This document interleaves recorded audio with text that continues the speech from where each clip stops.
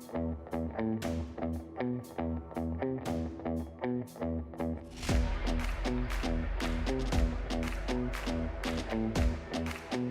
on three, 1, 2, 3. Shut up, man. You already know. All right, man.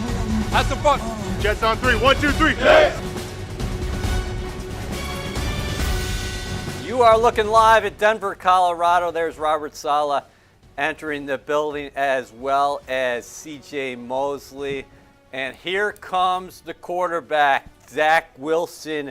Welcome to Pregame Central, presented by Uber Eats. I'm Eric Allen, joined by Eric Coleman inside the BetMGM studio. We'll hear from Anthony Becht in a moment, and Ethan Greenberg is right there at Mile High with the New York Jets. Eric, great to see you. Somebody's has to go today. The Jets looking for their first victory in 2021.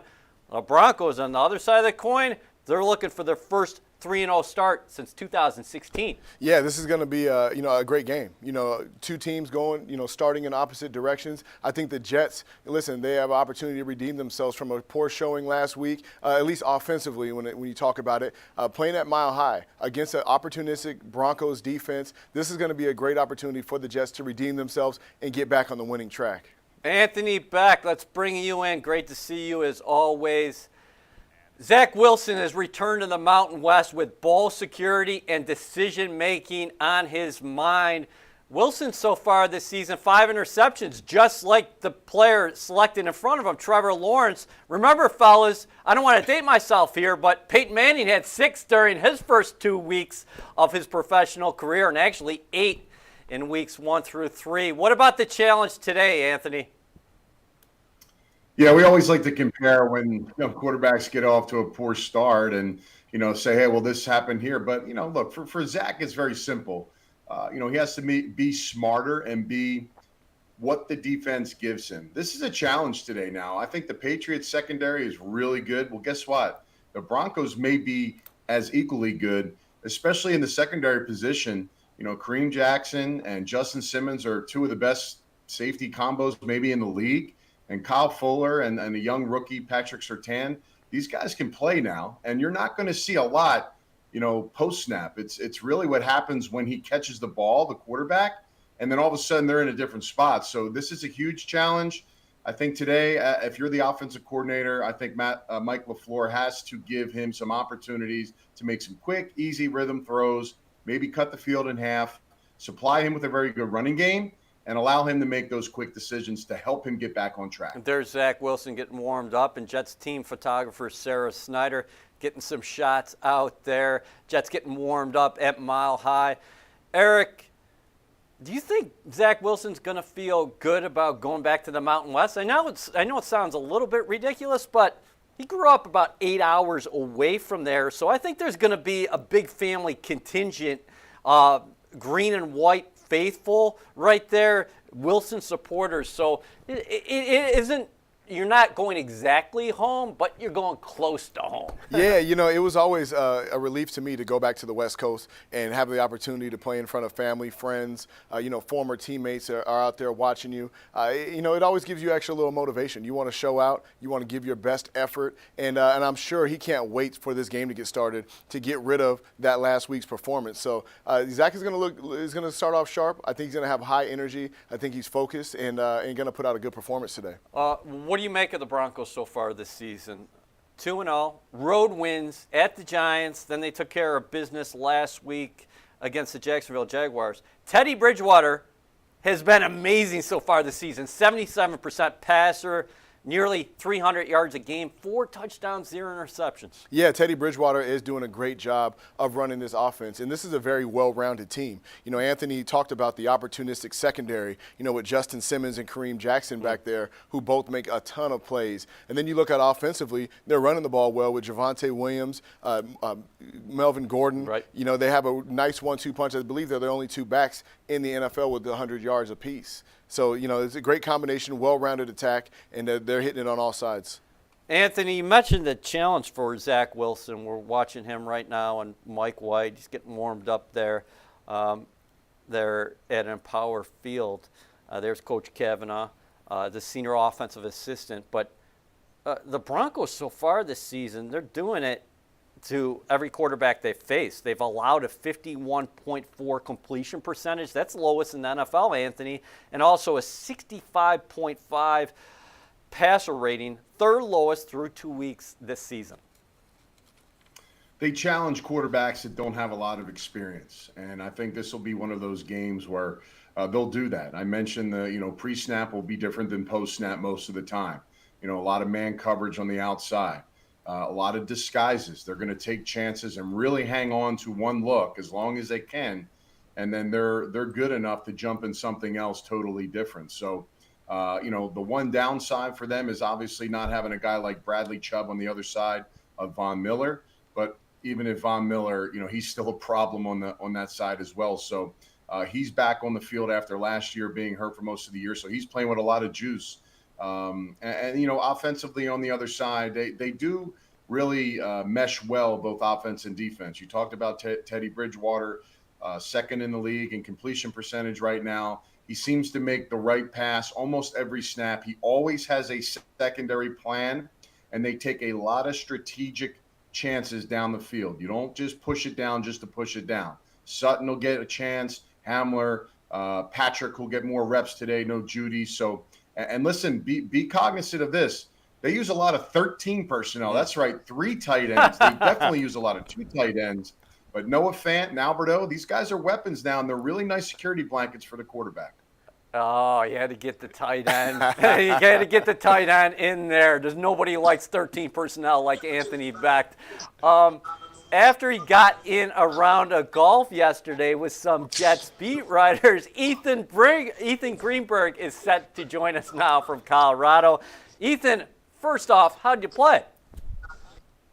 So I'll say this. The altitude definitely helps with the distance, but it does not help with, spraying left or right or, so I would say I played okay. I like the distance, but it didn't help me hit him straight. So I'll leave it at that. All right. We will leave it at that. Let's talk some football, shall we? What's the situation for the New York Jets today at the receiver position? All right, well, let's start with Jamison Crowder. On Friday's injury report, we saw that he was doubtful with a groin injury. So let's assume that if he is out for all intents and purposes today against the Broncos, Braxton Berrios would be slated to start in the slot again. And Berrios actually, through 2 games, EA, leads the team in receptions and yards. And also the other thing that you have to keep in mind and for today's game is what Berrios does on special teams as well. Let's rewind to Jacksonville. Last week when the Broncos were in Florida, they let up an 102-yard kickoff return to Jamal Agnew of the Jacksonville Jaguars. Well, Berrios had a 38-yard return against the Patriots, and Brant Boyer talked to the media earlier this week, and he said that they're actually tailoring the kickoff returns to what Berrios does best. So that's something to keep an eye on as well. You talked about it earlier this week with me, the Broncos 31st in special teams in the NFL last season, and then the other receiver, each week, everyone asks about Denzel Mims, talking about the reporters. Well, I don't know if he's going to be inactive or not. We're going to get the full inactives later today, but there was a workout that took place earlier behind me right here that was mainly practice squad players, and also Denzel Mims was in that mix as well. So just something to keep in mind moving forward. Real quickly, who else was in that mix that caught your eye? One other guy that caught my eye was LaMichael Pirine. Remember, Tevin Coleman was ruled out of this game on Friday with a non-COVID illness, and so that means that you would have anticipated either LaMichael Pirine or Josh Adams to get the call in that running backs room along with Ty Johnson and Michael Carter. So if, in fact, that workout means anything and LaMichael Pirine would be inactive, and like I said, we'll find out the full list later on in this show, then that would mean Josh Adams would be the next man up in the backfield. All right. Awesome stuff, Ethan. Listen, you got to take the next couple moments to get ready for All In or Not today because you really have to raise your game in that segment, all right? Yeah. I've been dropping the bar. I'm coming back today. All right, buddy. Fellas, we know Corey Davis and Elijah Moore will be out there, and Braxton Berrios, as Ethan said, is Jamison Crowder's backup in the slot. What do you think they should do as far as those final couple of spots? Eric, we'll start with you. Well, it definitely starts with special teams. Who can contribute on special teams? They have a bevy of receivers that they can choose from. You look at Keelan Cole right Yep. there, big playmaker, big play ability. I really like what he brings to the table. It'd be interesting to get him involved in the offense. And then, of course, Corey Davis, who's a big-time player. He's been a reliable source for Zach Wilson. I'd love to see Elijah Moore get some option routes underneath, give him a chance to catch the ball and run, with his skill set. So, a lot of options today. I just hope that Zach Wilson continues. I hope he makes the right decisions, doesn't go as much for the big play, takes what the defense gives him because this is an opportunistic secondary, and they are going to try to fool him into making some mistakes. So, with the weapons around him, he'll be able to dump some balls off and let these guys make some plays. Anthony, I wanted to get your thoughts on the receiver position. Last week, we anticipated the Patriots spending a lot of time in that defensive backfield focused on Corey Davis. They tried to take him out of the game. Unfortunately, Zach Wilson, we saw the turnovers last week. I thought Elijah Moore started to get going, but what would you like them to see as far as personnel packages if Jamison Crowder cannot go again for a third consecutive game? And that's really tough for the young rookie quarterback because I think Crowder's such a valuable player for any team, especially a team that's working in a rookie quarterback. No 13 personnel, Anthony. Yeah, no, that's not happening. Well, I mean, listen, I'm good with 11 personnel, one tight end. I think Tyler Kroft brings something to the table, even if you split them out, and then you can keep 3 receivers out there. I think Tyler Kroft has to be part of the passing repertoire, especially in this game. I think he did some good things in the preseason. I think he needs to continue to be used. Elijah Moore got more targets. I think they need to get him more targets in a game. He should have an opportunity to catch balls, run with the ball, catch a screen, receiver screen, anything to get the ball in his hands. You talked about Keelan Cole. Listen, the pass has been good for Keelan Cole, but I haven't seen him do anything yet. So I don't know if they're trying to use him or, he's a decoy right now, but they got to get him involved if he's going to be an important piece. Because if not, then you really can just put anybody out there at this point. So, look, they do have a lot of weapons.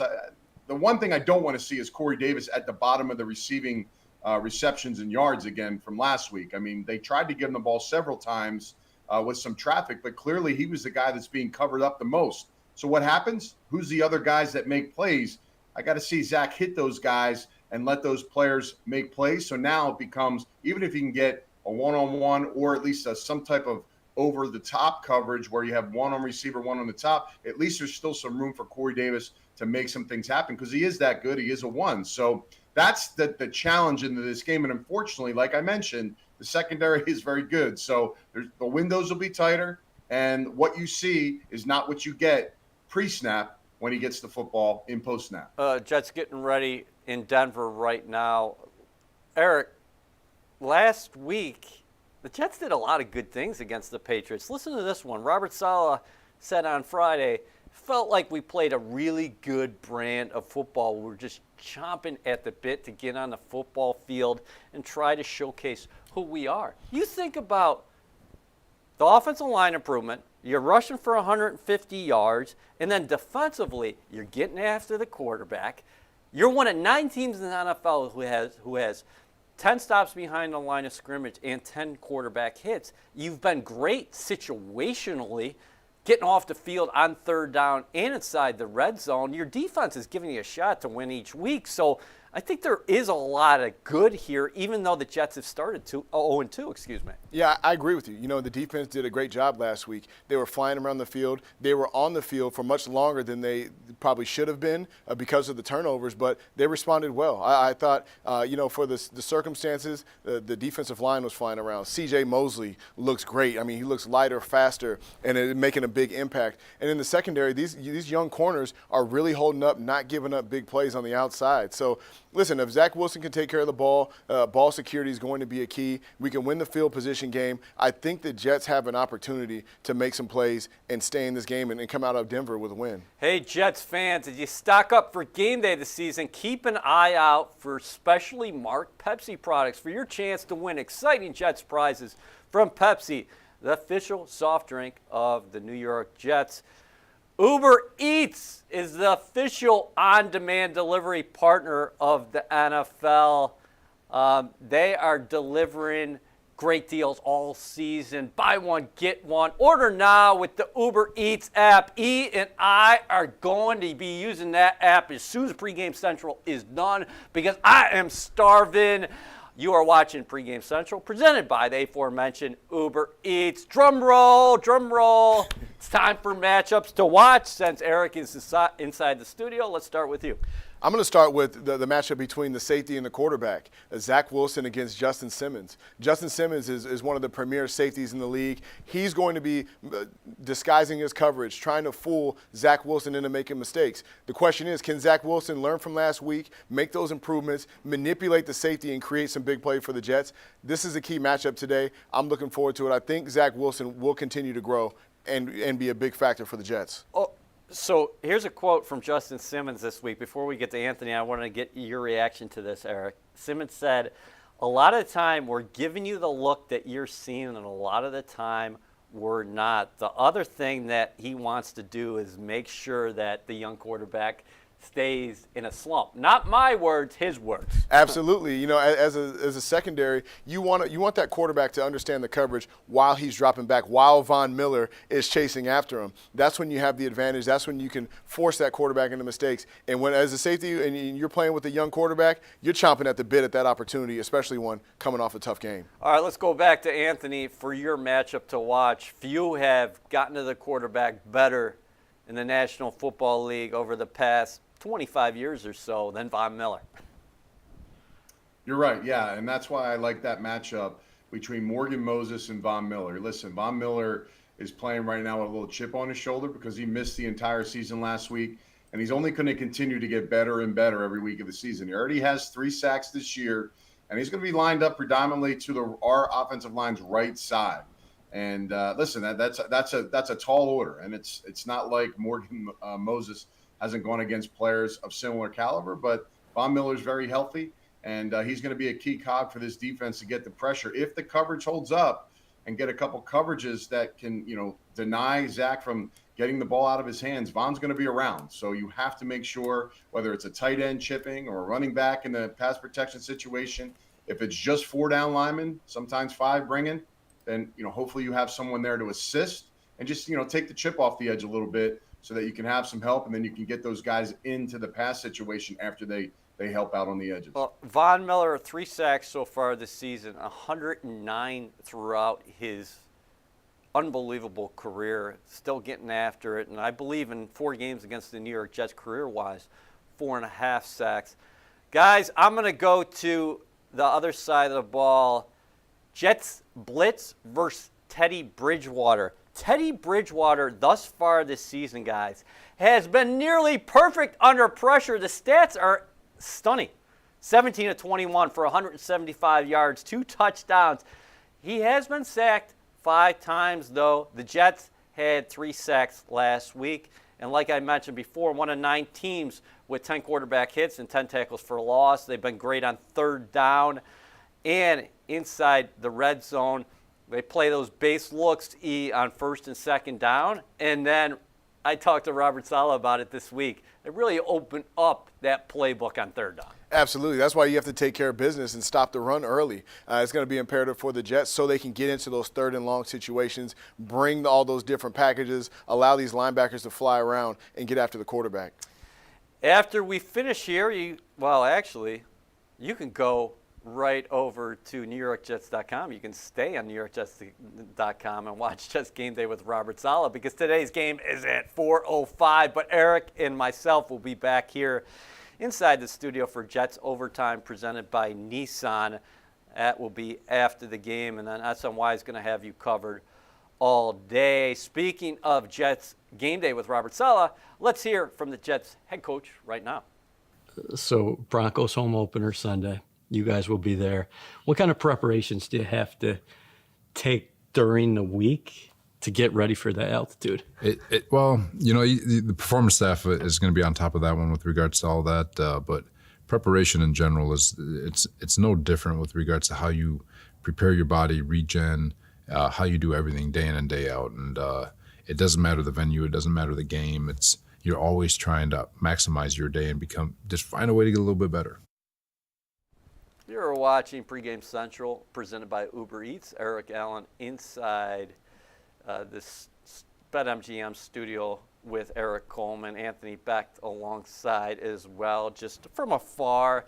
And listen, fellas, today, such an interesting spot for a young team. The Jets, second consecutive road game where they're playing a home opener, and this comes in week 3, Anthony. Yeah, I think one thing, crowd noise is a factor, right? I think it's a factor for every team on the road. Remember, last season, no fans. Guys know how to perform on the road when the crowds are noisy in circumstances when it's the norm. It's not the norm this year. So it's going to be loud. It's going to be rowdy. And it is going to be an issue. So, the quarterback, the offensive line are all going to have to deal with those certain situations. And listen, just off of that alone, you're a split second late if you're setting on the edges. So we talked about that pass rush with Von Miller, potentially some blitz packages.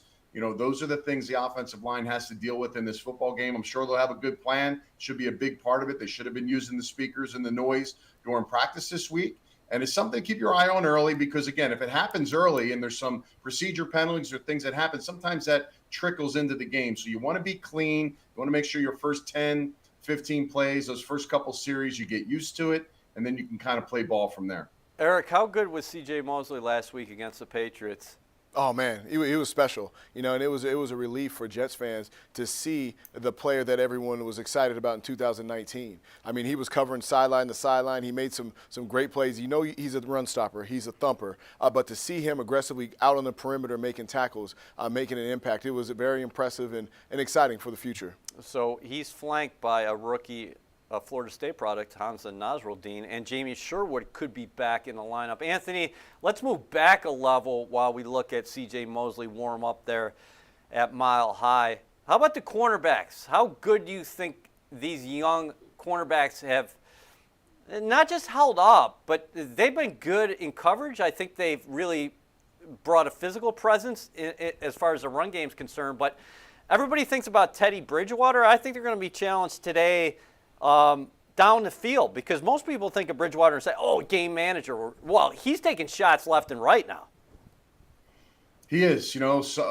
Cortland Sutton's a guy they like to take shots with. But again, they're not happening just to do it, right? They're setting it up. They're running the football effectively, getting in some play action opportunities. I think the biggest thing is, he's going to get the ball to receivers that are open or in the area where it's safe. You just have to be good tacklers, right? Be in the good spots. One thing you mentioned that I do like about all these young corners is that they tackle well and they play against the run good. So when that happens now, it becomes, okay, if I'm with a guy, make sure my eyes are in the right spot, make sure I'm not chasing, per se ghosts and following backs and things of that nature. Stick with my man. If it's a run and I know it's a run, I can be in support. If it's not a run, make sure I'm close to the receiver and be able to make a play on the football. Sutton's a bigger guy. Hamler's a guy that's a little more movable in space, a tougher maybe one-on-one cover. But again, just denying the big plays after the potential catch will be big in this game. And only reps, Eric knows this as a young player, the only way they get better is reps and more experience and more reps, so more games. So every game you want to see that steady incline in their play. But again, they are young and they're going to, make some mistakes, or they're just, guys are going to make plays. It's the hardest position to play in football on the defensive side, especially with the rules as well. There's Marcus May, the longest tenured New York Jet, getting on the board with his first sack of the season last week against the Patriots. That came on the Patriots' first possession where Saleh and Albrecht said, hey, we're coming after you.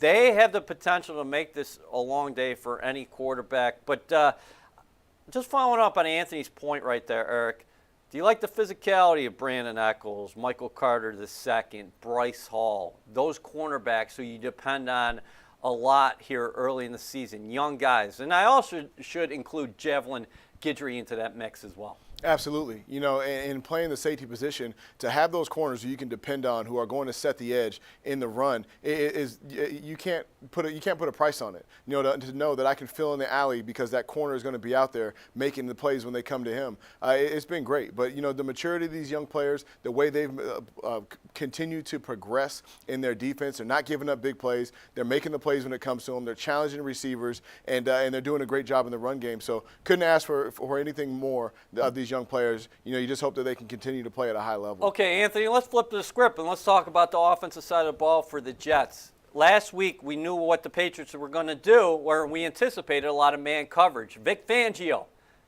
does this mean a lot of zone coverages for the Jets today? Yeah, I don't know. I think they're going to test their guys. I mean, Okay. I saw quite a bit of man versus the Jags, and listen, they're going to play what they play. They could play and drop some players. I think the most important thing that they're going to have to worry about is the Jets' running game. That was pretty successful last week. So if you're going to drop a bunch of guys, you better be in run support because there are going to be some lanes that get opened up. I promise you that's going to be the way the Jets are going to start this game. I always say, just from my experiences, is I always like to run the ball right at the best pass rusher. Von Miller's that guy. I'm attacking him. I'm trying to bring two guys, one guy, chip him, double team with the tackle and the tight end. Whatever it is, wear him down, take some gut shots, and then that can slow him down in the pass rush. So if they can run the ball effectively, I think it also helps the quarterback. I mean, everybody knows that, but I think that's what the Jets want to be. They want to be a run-first team that has the opportunity to take some shots when the opportunity is there, but they want to control the line of scrimmage, and I thought they did a heck of a job of that last week. All right, we're watching Ty Johnson and Michael Carter there to get ready for week 3. It's Jets, Broncos. It is time for All In or Not Today, one of our favorite segments here on Pregame Central, presented by Uber Eats. I hear sound coming in from Denver, Colorado right now, so let's go back. Hold on, let's take a look at the standings. I don't know why Anthony is ahead of me here. Did they do it in alphabetical order? Listen, typically you go by the standings. I think somebody else should be on top there, but I digress. Let's go back to Colorado and start with Ethan, who is looking to secure his first victory. Ethan, I hope you're feeling good. The Jets will have their first rushing touchdown of 2021. All in or not today? So the short answer, I'm going all in. Now, that might be surprising because I've gone all in each of the past 2 weeks, and I'm 0 for 2. I'm still looking for my first all in or not today win. I'm going all in. You take a look at what happened last week. Anthony mentioned it. 152 yards for the Jets on the ground. Ty Johnson and Michael Carter had 109 of them combined. They averaged 4.7 yards a carry. And like Anthony said, I think the Jets are going to try to establish a run up front. I think they'll find the end zone, whether that be fullback, whether that be running back, maybe a quarterback keeper, whoever it is, the Jets are getting their first rushing touchdown of the season today here in Denver. Hold up. Did Ethan Greenberg just call for a Trayvon Wesco touchdown today? Ooh, that'd be nice. Hey, I'm just keeping my options on the table here, right? Like, I think if I were playing the odds, it'd probably be one of the two running backs and whoever the third guy is. But I do think that, if the Jets are in a goal line situation, right, they need a yard, maybe some inches. Maybe they give it to Trayvon Wesco. We haven't heard his number called yet in the run game. Maybe the Jets will go into that pocket here in Denver. Oh, well, we're sitting inside the BetMGM studio, as you know. You probably could get good odds on that. Oh, Anthony, we'll stay on the move and throw it back to you. Corey Davis, he was big time in week 1. Then the Patriots blanketed him. J.C. Jackson and a lot of safety help. Corey Davis goes for 100 receiving yards today and 1 touchdown against this formidable Broncos secondary. All in or not today? I would like to see Wesco catch a touchdown as well, to Ethan's point. But I will say this: I'm not all in on this one. I think Corey Davis can have a good game. I think he can actually score a touchdown. I think 100 yards is a bit of a reach. I think the Broncos understand that. Okay, he's their best guy. All right, who else is out there that can beat us? And he's going to force the quarterback to make those other decisions. And, Corey's going to have to work for his balls. And they're going to have to be tight window throws. And he's going to have to make some tight window catches. And that's what you're going to get.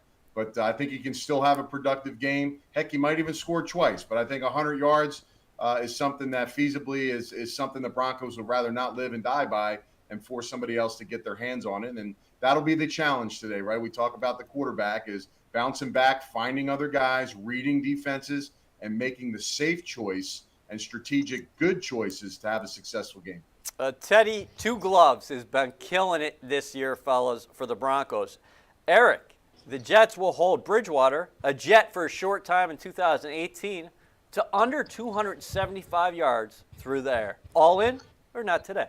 EA, I'm all in on this. Listen, I think that Jeff Ulbrich is coming up with a great game plan for this defense. They've been a bend but don't break defense, and I think that if Quinnen Williams, the defensive front, can get after Teddy Bridgewater, keep him on the run, and the cornerbacks and the safeties play from the top down, there's going to be a great opportunity for this Jets defense to hold Teddy Bridgewater under 275 yards for the first time this season. Okay, so fellas, I'm going Javonte Williams will have more total yards than Michael Carter. That's what I was presented here. Now, Williams has had 29 touches, whereas Carter, 18 touches so far this season. This could be really close. I just think we'll see a lot of Carter in the passing game potentially, and the Jets have been swarming so far early in the season. Williams makes a lot of his yards after contact. He'll get his yards, but I'll tell you what, fellas, I'm going to go Michael Carter, okay? So I will say not today on this one. I'll take the 4th-round pick out of North Carolina over the 2nd-round pick out of North Carolina. And, fellas, North Carolina could have used both of them last night against Georgia Tech. Eric, what do you think? I like it. What do you think as far as Michael Carter? You used to play safety.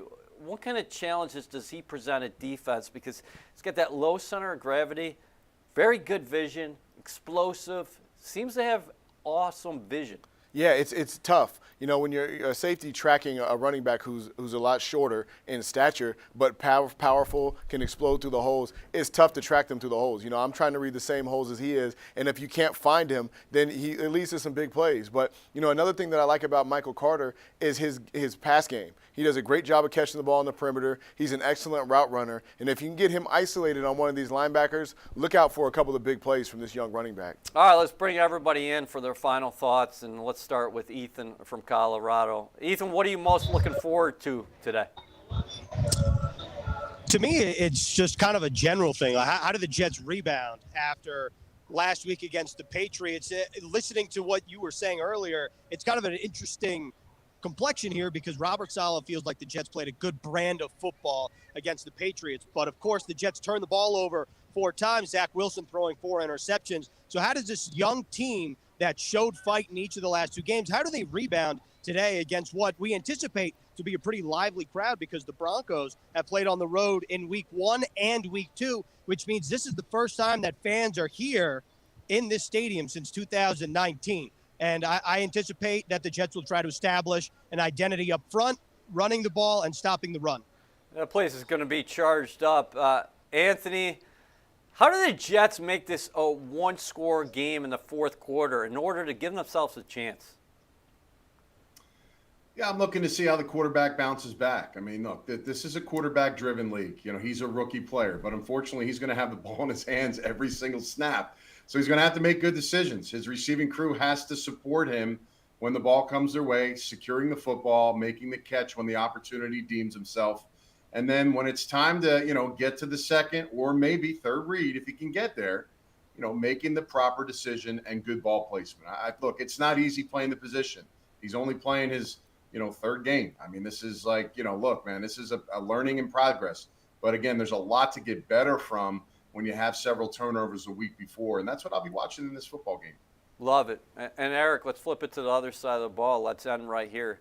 Defensively, for the Jets to control this Broncos offense, basically what do they have to do? Because the Broncos are going to attack you both ways. They're going to attack you on the ground with that 2-headed monster, Javonte Williams and Melvin Gordon. Then they're going to try to go up top with Cortland Sutton. They got a good tight end, Noah Fant. They actually have 2 very good tight ends. They got KJ Hamler working out of the slot, some speed. And Teddy Bridgewater is throwing the ball downfield. Absolutely, and in order to stop all these options, you have to start with controlling the line of scrimmage and stopping that run. Once you make the Broncos one-dimensional, it kind of slows down what they can do. If you allow them to run over the field, and then you have the play action, you have misdirection, you have all these things that are on your plate if you don't stop the run. So it's going to be imperative for the Jets to early establish that line of scrimmage, play in the backfield of the Denver Broncos, and slow down that run game. All right, let's actually go. Let's flip it right back to Denver if Ethan Greenberg is still standing by, because we're going to close on this today.